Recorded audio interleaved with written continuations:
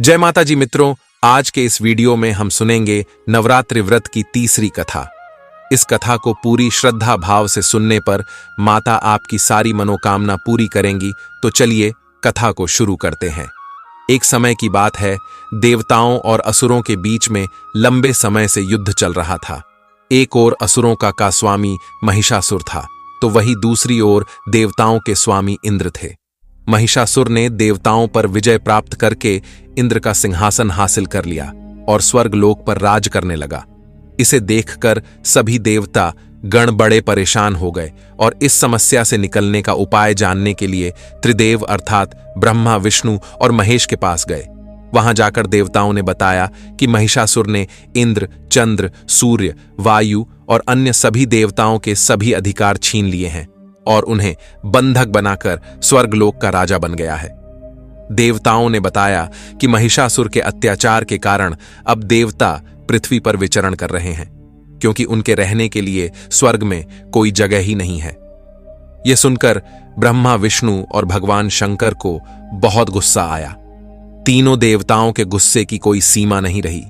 गुस्से की वजह से तीनों के मुख से ऊर्जा उत्पन्न हुई और देवगणों के शरीर से निकली हुई ऊर्जा उस ऊर्जा से जाकर मिल गई। यह 10 दिशाओं में व्याप्त होने लगी। तभी वहां एक देवी का अवतरण हुआ। भगवान शंकर ने देवी को त्रिशूल और भगवान विष्णु ने चक्र प्रदान किया। इसी प्रकार अन्य सभी देवी देवताओं ने भी माता के हाथों में अस्त्र शस्त्र सजा दिए। इंद्र ने भी अपना वज्र के साथ में 1 घंटा भी दिया और सूर्य ने अपना तेज और तलवार दिया और सवारी के लिए शेर भी दिया, और तभी से उनका नाम चंद्रघंटा पड़ा। अब देवी महिषासुर से युद्ध करने के लिए पूरी तरह से तैयार थीं और उनका विशालकाय रूप देखकर महिषासुर यह समझ गया कि अब उसका काल आ गया है। महिषासुर ने अपनी सेना को देवी पर हमला करने को कहा। अन्य दैत्य और दानवों के दल भी युद्ध में कूद पड़े, लेकिन देवी ने एक ही झटके में दानवों का संहार कर दिया। इस युद्ध में महिषासुर तो मारा ही गया, साथ में अन्य सभी बड़े बड़े दानव और राक्षसों का संहार भी मां के हाथों ही हो गया। इस तरह मां ने सभी देवताओं को असुरों से मुक्ति दिलाई और उन्हें अभय दान का वरदान दिया। मां चंद्रघंटा की पूजा करने से साधकों को लंबी आयु का वरदान प्राप्त होता है, आरोग्य की प्राप्ति होती है, सुखी और संपन्न होने का वरदान प्राप्त होता है। मां चंद्रघंटा की आराधना करने से साधक के समस्त पाप और बाधाएं नष्ट हो जाती हैं। इनकी आराधना से प्राप्त होने वाला एक बहुत ही बड़ा सद्गुण यह भी है कि साधक में वीरता और निर्भयता के साथ ही सौम्यता और विनम्रता का भी विकास होता है। उसके मुख, नेत्र तथा संपूर्ण काया में कांति की वृद्धि होती है और इसके साथ ही मां चंद्रघंटा की पूजा करने से वाणी भी प्रभावित होती है। ऐसा कहा जाता है कि मां चंद्रघंटा की पूजा करने से स्वर में दिव्य अलौकिक माधुर्य का समावेश हो जाता है। तो जिन लोगों को बहुत क्रोध आता है या फिर वाणी में मधुरता चाहते हैं, अपने व्यक्तित्व में आकर्षण चाहते हैं, उन्हें विशेष रूप से मां दुर्गा के तीसरे स्वरूप मां चंद्रघंटा की पूजा जरूर करनी चाहिए। तो आइए अब जानते हैं कि मां की पूजा विधि क्या है। देखिए, पूजा की विधि बिल्कुल वही होती है। सुबह आपको जल्दी उठना है, नित्य कर्मों से निवृत्त होकर भगवान सूर्य देव को जल दीजिए। फिर अपने घर के मंदिर में या फिर जहां पर भी आपने मां की चौकी लगाई है वहां पर आ जाइए। सभी देवी देवताओं को अपने दोनों हाथ जोड़कर प्रणाम कीजिए। इसके बाद एक शुद्ध आसन डालकर चौकी के पास आपको बैठना है। फिर जल से शुद्धिकरण कर लीजिए। अपने ऊपर जल छिड़क लीजिए। जो भी पूजा की सामग्री है, पूजा की सामग्रियों पर जल छिड़क लीजिए। चौकी के आसपास शुद्ध जल का छिड़काव कीजिए या फिर आप चाहें तो गंगा जल का भी छिड़काव कर सकते हैं। शुद्धिकरण करने के बाद अपने सामने शुद्ध घी का एक दीपक प्रज्वलित कीजिए। दीपक प्रज्वलित करने के बाद आपकी पूजा प्रारंभ हो जाती है। सबसे पहले भगवान गणेश का पूजन करना है। पंचोपचार विधि से धूप, दीप, अक्षत, पुष्प और भोग थोड़ा सा लगा दीजिए और फिर इसी प्रकार से कलश देवता का पूजन करना है। अगर आपने नवग्रह मंडल स्थापित किया है चौकी पर, तो उनकी भी पूजा इसी प्रकार से पंचोपचार विधि से की जाएगी और इसके बाद मां भगवती दुर्गा की पूजा प्रारंभ होगी। तो जैसे आज नवरात्रि का तीसरा दिन है, मतलब मां चंद्रघंटा की पूजा हमें करनी है, तो सबसे पहले मां चंद्रघंटा का ध्यान करना है। अब अगर आपके पास मां चंद्रघंटा की मूर्ति या फिर फोटो है तो आप उनकी पूजा कर सकते हैं। अगर ऐसा नहीं है तो मां दुर्गा की जो प्रतिमा या फोटो या मूर्ति हम अपने घर में स्थापित करते हैं, उन्हीं की स्वरूप सभी देवियां हैं, उन्हीं में हम सबका ध्यान करते हैं। अपने हाथ में पुष्प लेकर मां चंद्रघंटा के स्वरूप का ध्यान कीजिए। मां चंद्रघंटा का स्वरूप क्या है जिसका आपको पूजा के समय ध्यान करना है? देवी चंद्रघंटा का स्वरूप परम शांतिदायक और कल्याणकारी है। मां चंद्रघंटा की सवारी बाघ है और मां चंद्रघंटा के शरीर का रंग स्वर्ण के समान चमकीला है। इनके मस्तक में घंटे के आकार का अर्धचंद्र विराजमान है, इसलिए इन्हें चंद्रघंटा कहा जाता है। इनकी 10 भुजाएं हैं और इनके सभी हाथों में अलग अलग शस्त्र विभूषित हैं। इनके गले में सफेद फूलों की माला सुशोभित रहती है। इनकी मुद्रा युद्ध के लिए उद्यत रहने वाली है। इनके घंटे की इसी भयानक ध्वनि से अत्याचारी दानव, दैत्य, राक्षस सदैव डरे रहते हैं। दुष्टों का दमन और विनाश करने में सदैव तत्पर रहने के बाद भी इनका स्वरूप दर्शक और आराधक के लिए अत्यंत सौम्यता और शांति से परिपूर्ण रहता है। अतः भक्तों के कष्टों का निवारण यह शीघ्र ही कर देती हैं। इनका वाहन बाघ है। इनका उपासक बाघ की तरह पराक्रमी और निर्भय हो जाता है। इनके घंटे की ध्वनि सदा अपने भक्तों को भूत प्रेत आदि से रक्षा करती है।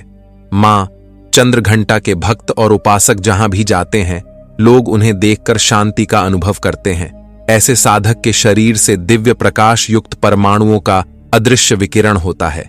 मां चंद्रघंटा के इसी स्वरूप का आपको ध्यान करना है और ध्यान करते समय मां के बीज मंत्र का आपको जप करना है। मां का बीज मंत्र है ऐं श्री शक्त्यै नमः। दूसरा मंत्र है या देवी सर्वभूतेषु मां चंद्रघंटा रूपेण संस्थिता नमस्तस्यै नमस्तस्यै नमस्तस्यै नमो नमः। इनमें से किसी भी मंत्र के द्वारा मां चंद्रघंटा का ध्यान करके आपके हाथ में जो पुष्प है मां के चरणों में अर्पित कर दीजिए। इसके बाद धूप, दीप, अक्षत पुष्प इत्यादि सभी चीजें एक एक करके के मां चंद्रघंटा का ध्यान करके मां के पास अर्पित कीजिए। मां चंद्रघंटा का प्रिय पुष्प है कमल का पुष्प और पीले गुलाब का पुष्प, शंख पुष्पी का पुष्प, और सबसे ज्यादा प्रिय है मां को चमेली का पुष्प। आज के दिन मां को अगर चमेली के पुष्पों की माला अर्पित की जाती है तो हर प्रकार की कामना आपकी पूर्ण हो जाती है। तो अगर आपके पास उपलब्ध हो तो जरूर अर्पित कीजिए। नवरात्रि के तीसरे दिन मां चंद्रघंटा को दूध या फिर दूध से बनी हुई चीजों का भोग अर्पित करना चाहिए। आप चाहे तो खीर का भोग लगा सकते हैं या फिर दूध में भी शक्कर और केसर मिलाकर भी अर्पित कर सकते हैं। और इसके अलावा जो भी ऋतु फल आपके पास उपलब्ध हो, चाहे केले का फल या फिर कोई भी फल, तो मां को अवश्य अर्पित कीजिए। आज के दिन हमें किस रंग के वस्त्र धारण करके मां की पूजा करनी चाहिए? तो देखिए, आज मां का प्रिय रंग है भूरा और सुनहरा। तो जो भी सामग्री आपके पास उपलब्ध है उससे विधि विधान से मां दुर्गा के तीसरे स्वरूप का ध्यान करके, मां चंद्रघंटा का ध्यान करके पूजा कीजिए। और पूजा करते समय मां चंद्रघंटा के मंत्र का अपनी इच्छा के अनुसार 11 बार 21 बार जप कर सकते हैं। इसके बाद जो भी आप पाठ करना चाहते हैं, दुर्गा सप्तशती का या फिर कोई नवार्ण मंत्र का जप करते हैं या फिर कोई भी मंत्र जप कर रहे हैं, तो बिल्कुल कर सकते हैं। अब जैसे कि आपकी पूजा पूर्ण हो जाएगी तो आपको आरती करना है कपूर और लौंग जलाकर, और इसके बाद क्षमा प्रार्थना करना है। और हाँ, मां चंद्रघंटा की कथा भी जरूर सुननी चाहिए।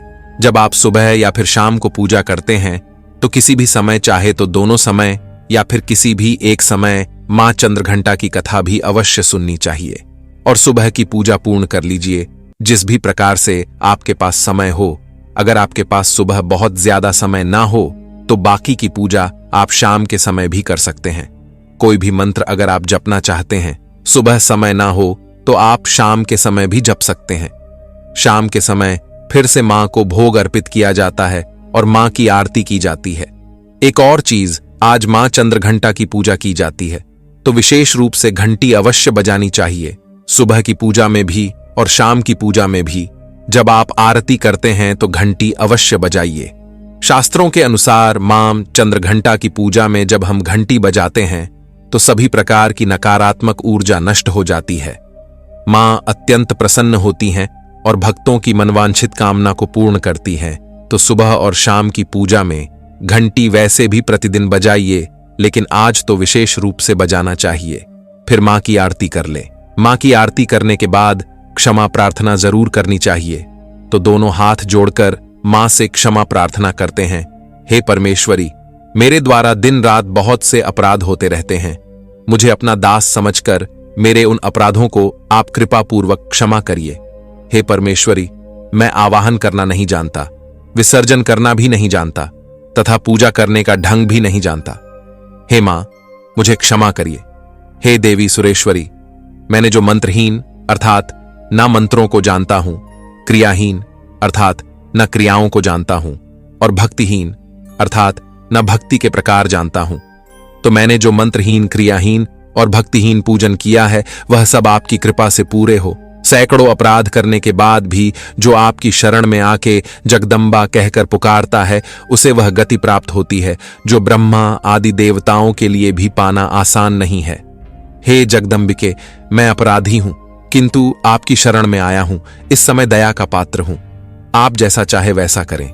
हे देवी परमेश्वरी, अज्ञानवश भूल से या बुद्धिभ्रष्ट होने के कारण मैंने जो भी न्यूनता या अधिकता कर दी हो वह सब क्षमा करें और प्रसन्न हो।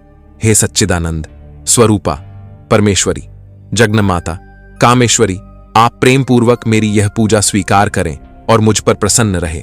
हे देवी सुरेश्वरी, आप गोपनीय से भी गोपनीय वस्तु की रक्षा करने वाली हैं। मेरे निवेदन किए हुए इस जप को ग्रहण करिए। आपकी कृपा से मुझे सिद्धि की प्राप्ति हो। इस प्रकार क्षमा प्रार्थना मंत्र के पाठ से दुर्गा माता आपके जाने अनजाने में हुए सारे अपराधों को क्षमा करेंगी और उनकी कृपा सदैव आपके ऊपर बनी रहेगी। तो दोस्तों, आशा करते हैं आज की वीडियो आपको जरूर पसंद आई होगी। जाते जाते कमेंट में लिख दीजिए जय माता जी।